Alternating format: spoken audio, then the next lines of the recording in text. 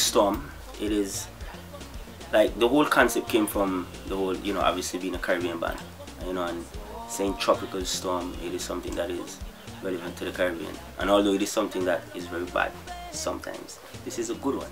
So this is a one where basically we creating an impact music wise, you know what I mean, being based here in London and obviously trying to perform overseas and taking soca to the world or wherever we may end up.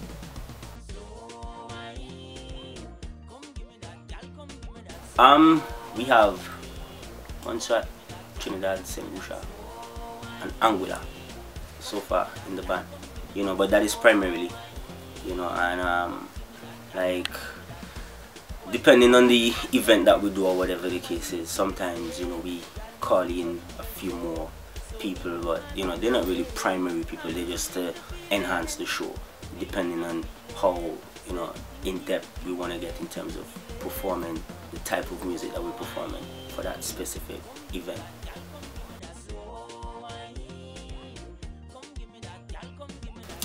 The band has been going for coming up to like a year now. We started last year, I think June or July or something like that. So, you know, the band has been going for like a year now.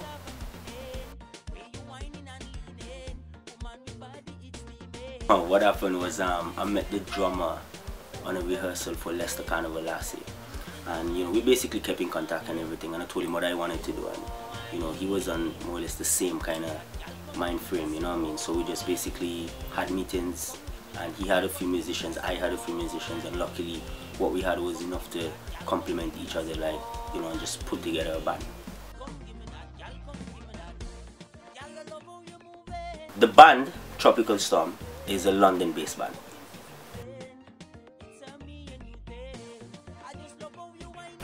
Right, Caribbean Unplugged, it is a monthly event that we're looking to put on, and the main concept of Caribbean Unplugged is we take one Caribbean island out of many and we talk about the culture of that island, music from that island, a little bit of history on that island. So basically what we're doing, we exposing the Caribbean islands to to people here in the UK, because I mean, living up here, I've noticed that, you know, we only speak about maybe 4 or 5 Caribbean islands, and to be honest we have like 44, something like that. So Caribbean Unplugged is a way to educate people then, to let them know that, you know, we have so many different islands and so many different cultures and so many different backgrounds, you know what I mean. The event is going to be hosted in the Attic, a wicked venue here in East London, and it's going to be the home of Caribbean Unplugged, and it's going to be something that we hope to keep, you know, going and going and going, and hopefully it grows into something big enough that when people attend it, it is not only for a party purpose, but it is also for understanding the Caribbean's culture, you know, from each island, from Jamaica going right down to Guyana.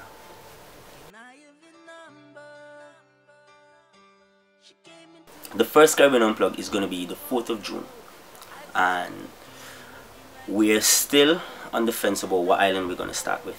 But I think as it stands, we're going to be introducing the whole Caribbean for the first one. And then after that, then obviously, you know, as you attend and as you know, follow us on Facebook or Twitter or whatever the case is, then you would know what island we are going to be unplugging, so to speak.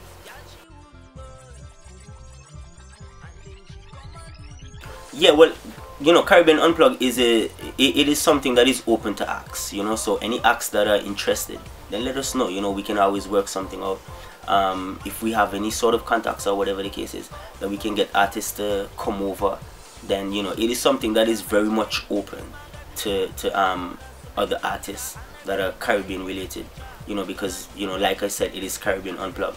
It is talking about many different things about the Caribbean, many different artists of the Caribbean, many different music of the Caribbean, because it is not only soca, you know, we do different genres in the Caribbean as well. And for those who are in depth in Caribbean culture, Caribbean history, they would know that it is not only soca and not only calypso and not only reggae that we do in the Caribbean. So it should be something very interesting.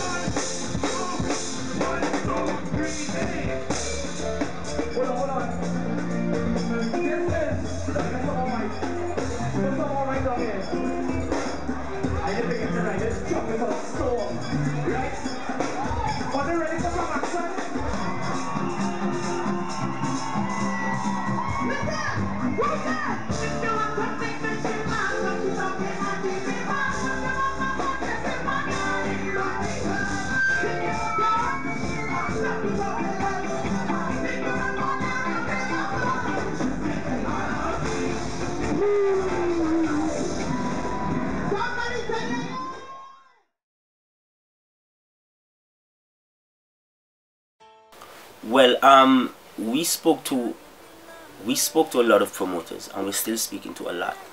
Basically, what we're doing is we're trying to get the CD element out, like not really so much as eliminated or having something against it, but for people that go back to the Caribbean or grew up in the Caribbean, they know that we grew up on music, we grew up on instruments, you know.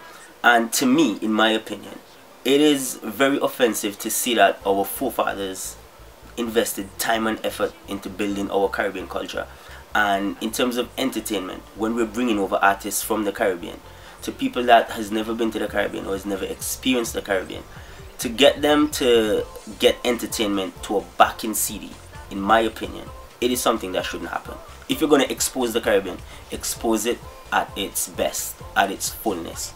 So that is the whole purpose of having a live band, and that is the main reason why, you know, one of the main reasons why I decided to have a live band, because I want promoters to understand that, you know, obviously if you can't bring over an artist and the whole band and the full entourage or whatever the case is, then at least you can give patrons or people attending that event the element of having a band, you know, the drums and the bass and the guitar, the percussion and that kind of stuff, because to me it enhances the artist's performance, and it also lets people understand a lot more of what the culture is, of what carnival is, of what soca is, or what Caribbean entertainment is.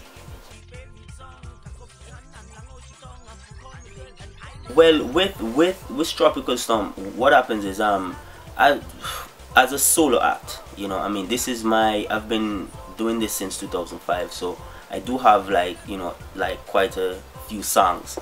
So it is something that we would basically look to do our own repertoire of songs, as well as cover those songs that people know and grow and love and all that kind of stuff. So it is all about keeping an eye on what is going on in the industry. We might have certain songs where I've done collaborations with certain acts. It might be an event where the place I'm going to, that myself and that artist has done a song. So, you know, I mean, we just fit it to suit really on whatever happens. But, you know, in my opinion, I think that we're actually ready to play side and side with any international band out there, really.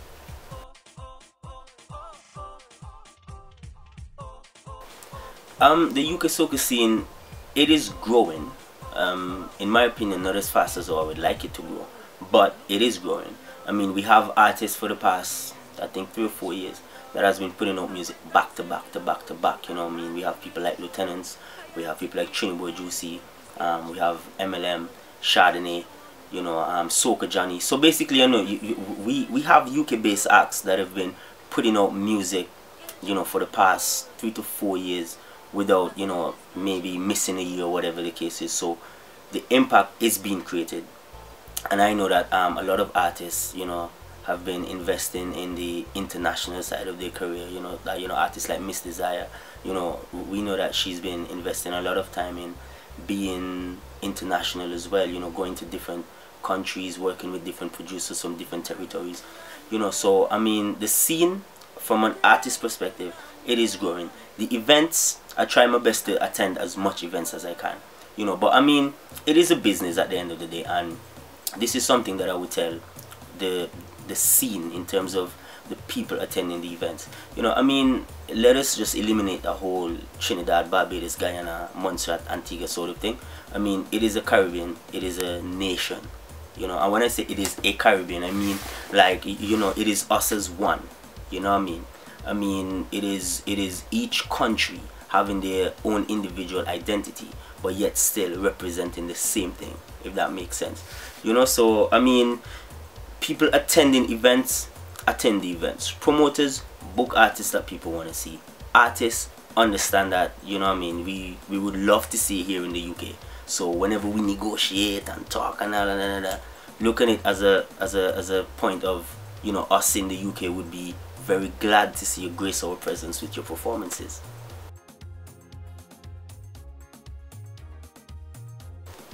In 5 years, I would like to see Soca having an international festival. You know, I would really like to see us having that one event that is Soca, that is being held on a mainstream market sort of thing. I mean, open park, different cultures, different people, different nationality, and not only just for Notting Hill Carnival, and not only limited to a certain route, you know, but an open festival, professional musicians, you know, professional television companies, BBC, ITV, all them people, Channel 4, all of them coming in to record it and to air it, you know, different cable stations, all that kind of stuff, you know. And that is where I think that we should have Soca, and that is where I would like to see Soca in years to come.